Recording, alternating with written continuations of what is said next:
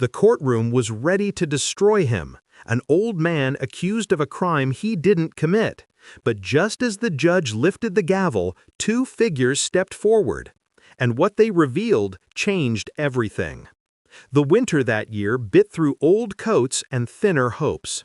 In a rust-stained industrial town, people walked fast and looked away. Walter Green, a weary black man in his late 50s, limped home after another long factory shift. His boss, Harlan, said he was too slow, too useless, lucky to even keep a job. Walter never answered. He just bowed his head and worked. That night, behind a diner, he heard a faint whimper. In the alley, two children huddled against a dumpster, pale, trembling, wrapped in rags. The boy's arm circled his younger sister like a small, desperate shield. Walter stopped. He could have kept walking, God knew he had barely enough for himself, but something in their eyes froze him. He knew that look, the hollow stare of the forgotten. "You two got anywhere to go?" he asked. A shake of the head. Silence. Walter exhaled into the cold. His boss's voice echoed, "Don't waste time on strays." But his heart answered louder. He crouched, knees aching, and reached out his calloused hand. "Come on," he said softly. "Not tonight." The girl's tiny fingers slipped into his palm.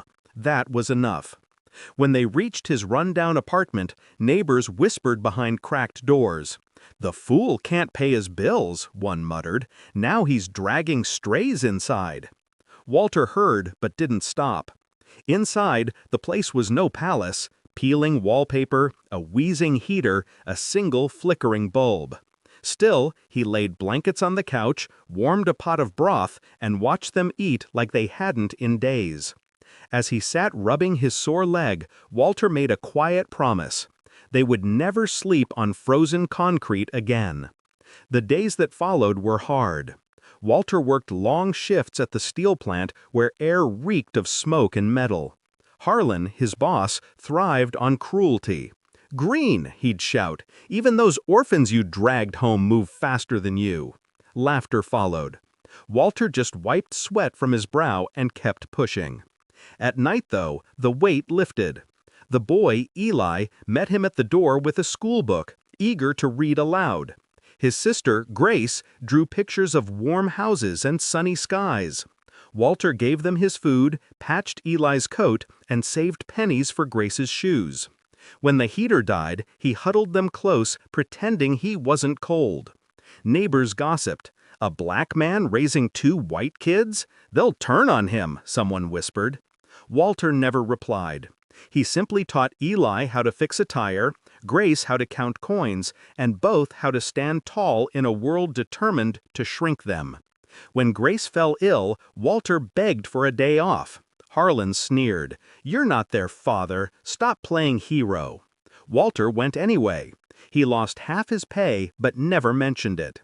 Years passed. The children grew. Eli won scholarships. Grace became a fierce debater, unafraid to defend her strange little family. Walter aged fast, his limp heavier, his back bent, but his heart stayed full. For the first time, he believed that maybe kindness wasn't wasted. Harlan, however, watched with growing resentment. Seeing Walter's pride festered like rust in his heart. And one autumn morning, he struck. Walter came home to find police waiting by his door. They tore through his apartment, pulling a bag of stolen factory cash from beneath his couch. Walter's breath caught. He'd never seen it before.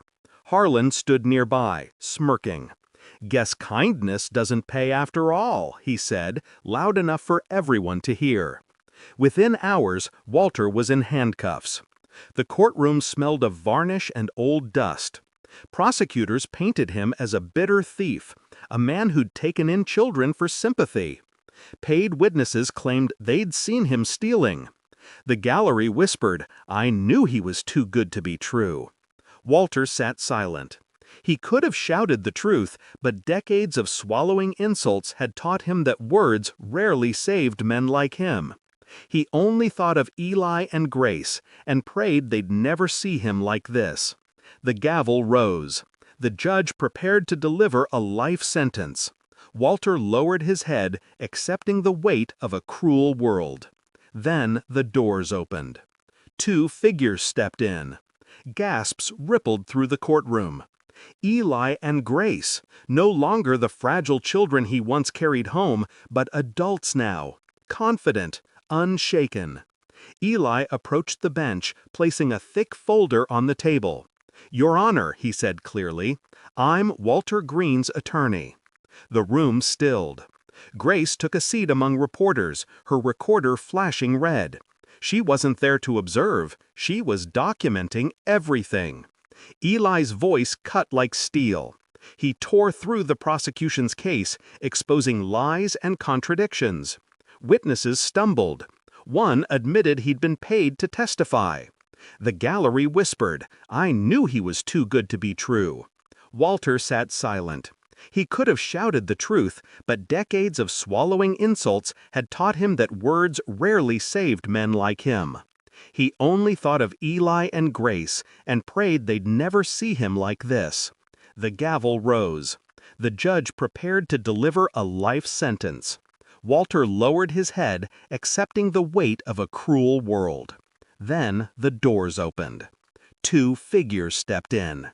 Gasps rippled through the courtroom.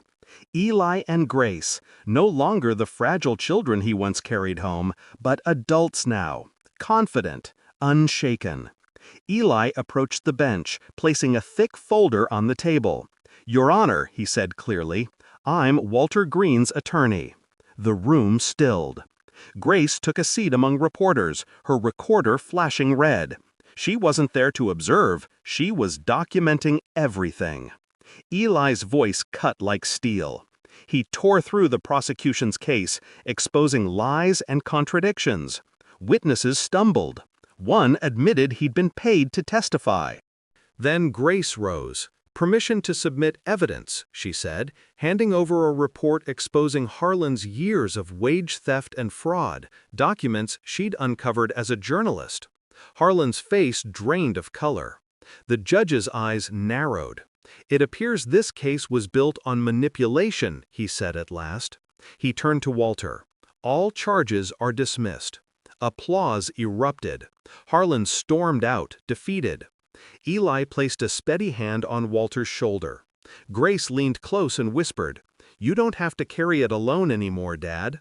That single word, Dad, echoed louder than any gavel. Neighbors who once mocked him now watched in silence.